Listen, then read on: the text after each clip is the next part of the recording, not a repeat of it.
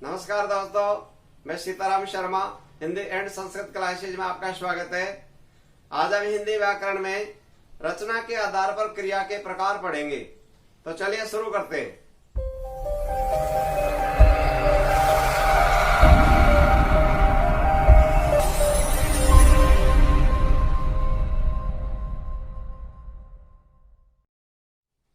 रचना के आधार पर क्रिया।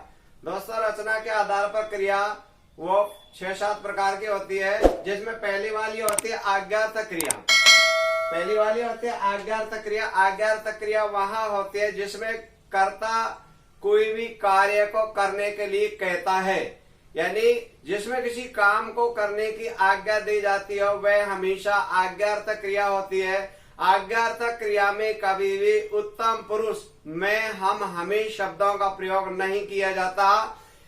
प्रथम पुरुष और मध्यम पुरुष का ही प्रयोग किया जाता है। जैसे तुम हिंदी पढ़ो, इसमें आज्ञा दे दे, ये मध्यम पुरुष है, एक वचन है। आप समय का सदुपयोग करो, यह मध्यम पुरुष है, एक वचन है, यानी वह खड़ा हो जाए, वह शब्द है वो प्रथम पुरुष है। जिसमें किसी काम को यह आज्ञा करने के लिए दे रहे हैं, वो हमेशा आज्ञार्थक क्रिया होती है। और कंपटीशन एग्जाम में ये भी पूछ लिया जाता है कि आज्ञार्थक क्रिया में कौन से पुरुष का प्रयोग नहीं किया जाता, वो उत्तम पुरुष का प्रयोग कभी भी नहीं किया जाता।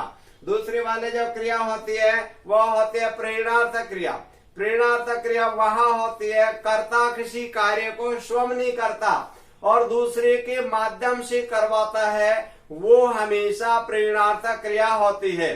प्रेरणार्थक क्रिया के मूल शब्दों के अंत में हमेशा 100% यानी वाया, वाये, वाय, वाता, वाते, वाते शब्दों का प्रयोग किया जाता है मूल क्रिया शब्द के तत्काल।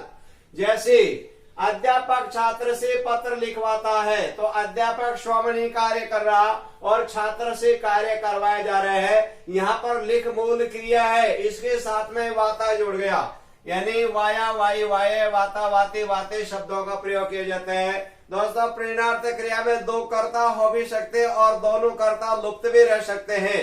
जैसे यहाँ पर दो कर्ता है, अध्यापक है और दूसरा है छात्र हो गया, लेकिन अध्यापक ने खुद ने कार्य नहीं किया, छात्र के माध्यम से करवाता है वह कार्य दूसरे के माध्यम से, वो हमेशा प्रेरणार्थक क्रिया होती है। जैसे बस रुकवाई, इसमें दिखाई एक भी कर्ता नहीं दे रही, परंतु दो कर्ता है। क्यों? बस रोकने वाला अलग है और रुकवाने वाला अलग है। जैसे मान लीजिए अध्यापक ने छात्र से चिट्ठी लिखवाई, जैसे नौकर ने मालिक से जल भरवाया, ऐसे राधा कृष्ण से बांसुरी बजवाती है, इनका किसी भी प्रयोग कर सकती।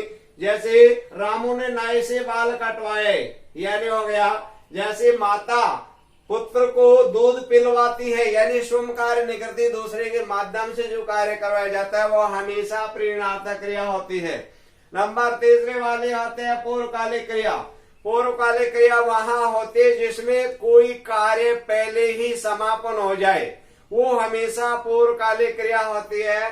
पूर्वकालिक क्रिया शब्दों के अंत में अधिकतर कर या करके, हुआ और हुए शब्दों का प्रयोग किया जाता है। या तो कर आएगा, या करके, या हुआ या हुए शब्दों का प्रयोग किया जाता है। जैसे बालक सोकर उठा, यहाँ पर यानी कर आ गया। अब ध्यान दीजिए, इसमें दो क्रिया होगी, एक तो होगा सोकर, एक होगा उठा, दोनों ही क्रिया समापन हो जाती है। लेकिन कंपटीशन एग्जाम में ऐसे भी पूछ लिया जाता है कि वास्तविक पूर्वकालिक क्रिया कौन सी है, तो जो लास्ट वाली जो क्रिया होती है उससे पहले वाली जो क्रिया होती है वो हमेशा पूर्वकालिक क्रिया होती है।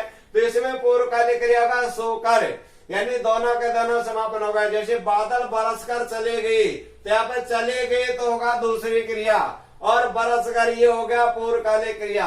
हालांकि दोनों के दोनों कार्य समापन हो जाता है, जो क्रिया पहले ही समापन हो चुकी है वो हमेशा पूर्वकालिक क्रिया होती है। और जैसे वह टेपता हुआ पकड़ा गया, अब तो वह पकड़ा गया, जैसे यहाँ पर जो भी कार्य हो रहा है वो हमेशा पहले ही समापन हो जाता है, वो हमेशा पूर्वकालिक क्रिया होती है। चौथी वाली क्रिया होती है वो होती है संदेहार्थक क्रिया। संदेहार्थक क्रिया वहां होती है जिसमें किसी क्रिया के होने में संदेह हो भी सकता है और नहीं भी, तो वहां पर हमेशा संदेहार्थक क्रिया होती है। यहाँ पर संदेहार्थक क्रिया में हो सकता है शायद, संभवतः या गागेगी शब्दों का प्रयोग किया जाता है। जैसे शायद आज वर्षा हो भी सकती है और नहीं भी, हो सकता है वह कल आ जाए, यानी हो सकता है, एक अनुमान लगाया जा रहा है, संदेह कन्फर्म नहीं है।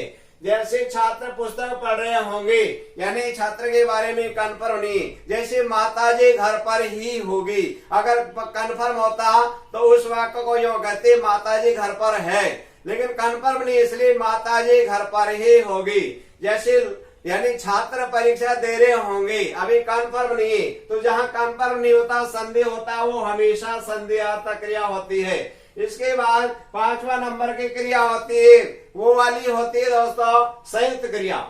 संयुक्त क्रिया कहाँ होती है? जिस वाक्य की 2 या 2 से अधिक क्रियाएं मिलकर एक ही कार्य पूर्ण करती है, उन्हें संयुक्त क्रिया कहते हैं। यानी 2 क्रिया मिलकर के एक कार्य पूर्ण करते, वो संयुक्त क्रिया होती है। जैसे बैलगाड़ी चल पड़ी, तो यहाँ पर देखो चल भी है और पड़ी, यानी चल पड़ी, ये वाले संयुक्त क्रिया है। एक तो हो गया चल, दूसरी होगा पड़ी। जैसे लड़की नृत्य कर रही है, यानी ये क्रिया हो गई, ये कर्ता हो गया, एक क्रिया ये होगी कर, दूसरी क्रिया रही है।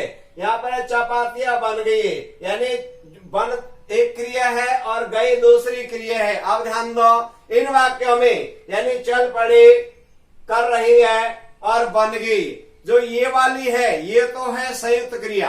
अब ध्यान दो दोस्तों, संयुक्त क्रिया में पहली क्रिया मुख्य क्रिया होती है। यानी जो संयुक्त क्रिया होती है, इसमें पहले वाली जो क्रिया होती है उसे संयुक्त क्रिया कहते हैं। यानी पढ़ी से पहले इसमें चल है, इसमें यानी कर है और इसमें बन है, ये तो होती है संयुक्त क्रिया में पहली क्रिया होती है, उसे क्या कहते हैं? मुख्य क्रिया। और दूसरी सहायक क्रिया होती है। सहायक क्रिया पहले वाले उदाहरण में पढ़ी, दूसरे वाले उदाहरण में रहे, तीसरे वाले उदाहरण में गई। तो ध्यान दीजिए दोस्तों, इसमें यानी चल, इसमें कर और इसमें बन, ये तो हो गई मुख्य क्रिया। और सहायक क्रिया हो गई पढ़े, रहे और गई, तो ये सहायक क्रिया होती है। अब सहायक क्रिया की रूप रचना का कार्य करते इस प्रकार दोनों क्रियाएं मिलकर के एक संयुक्त क्रिया कहलाती है। ये दोनों जो क्रिया होती है वो हमेशा संयुक्त क्रिया होती है। इसमें होगा चले पढ़ी, 2 क्रिया हो गई संयुक्त रूप से। यहाँ हो गया करे रही, 2 क्रिया हो गई।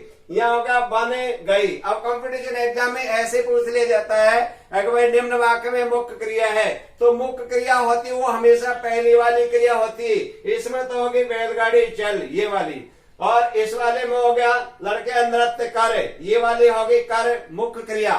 और चपातियां बन गई, इसमें बन है, वो होगी मुख्य क्रिया। अब ध्यान दीजिए दोस्तों, एक यानी जो मुख्य क्रिया में से ही निकला हुआ है उसे कहते हैं रंजक क्रिया। यानी कंपटीशन एग्जाम में ऐसे पूछ लिया जाता है कि भाई रंजक क्रिया क्या होती है। अब यहाँ पर ध्यान दीजिए, कुछ सहायक क्रियाएं मुख्य क्रिया के अर्थ में विशेषता उत्पन्न करने का काम करती है, इन्हें रंजक क्रिया कहते हैं। दोबारा ध्यान दो, कुछ सहायक क्रियाएं मुख्य क्रिया के अर्थ में विशेषता उत्पन्न करने का काम करते, इन्हें रंजक क्रिया कहते हैं। रंजक क्रिया मुख्य क्रिया के प्रभाव को बढ़ाती है। जैसे ध्यान दीजिए, यहाँ पर है वे आ गया, अब यहाँ पर आ जो है वो तो होगी मुख्य क्रिया, और गया है वो होगी सहायक क्रिया। तो जो सहायक क्रिया है उसे रंजक क्रिया भी कहते हैं। तो यहाँ पर जो गया शब्द है, ध्यान दीजिए, वह आ गया। अब इसका कोई महत्व नहीं निकला, क्योंकि आ भी है और गया भी एक साथ दोनों थोड़ी हो रहा है। तो इसका मतलब ये हो रहा है कि कार्य समापन हो रहा है। जैसे भूमेश खा चुका, यानी एक क्रिया मुख्य क्रिया तो ये है और दूसरे चुका, तो जो चुका है उन्हें हम रंजक क्रिया कहते हैं, जो सहायक क्रिया होती है। अब यहाँ पर खा मूल क्रिया लेकिन चुका बोले, इसका मतलब कि कार्य पूर्ण हो चुका है। जैसे बच्चा हंसने लगा है, हंसने तो हो गया यानी मुख्य क्रिया, और लगा है वो हो गया सहायक क्रिया। अब यहाँ पर है शोभित गा सकता है, यानी गा तो हो गया मुख्य क्रिया और सकता है वो हो गया सहायक क्रिया।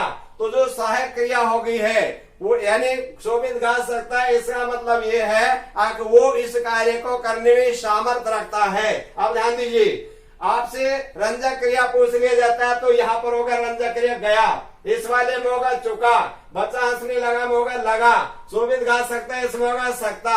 तो ये वाली जो क्रिया होती है इन्हें रंजक क्रिया भी कहते हैं। तो पहले वाक्य में तो होगा यानी गया, तो गया का मतलब क्या हो गया कि क्रिया अपने मूल अर्थ में नहीं है, केवल इतना बताते हैं कि आने का काम पूरा हो गया।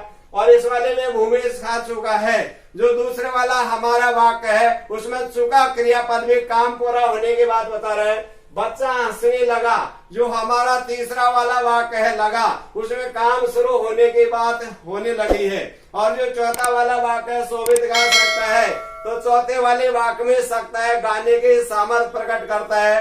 अब ध्यान दीजिए, इसमें एक पॉइंट नोट कर लीजिए, अर्थ का रंजन करने वाली ये क्रियाएं रंजक क्रिया कहलाती है। ये रंजक क्रियाएं संयुक्त क्रियाओं के साथ प्रयुक्त होती है, अर्थात जो संयुक्त क्रिया के साथ में जो दूसरे वाले सहायक क्रिया होती उन्हें ही हम रंजक क्रिया कहते हैं। जैसे आपके सामने यहाँ पर थोड़ा सा उदाहरण है, यानी ये वाक्य दे दिया, अच्छा तो कुछ फल ले आना, तो ध्यान दीजिए इसका अर्थ क्या होगा भाई, पूर्ण करके आना।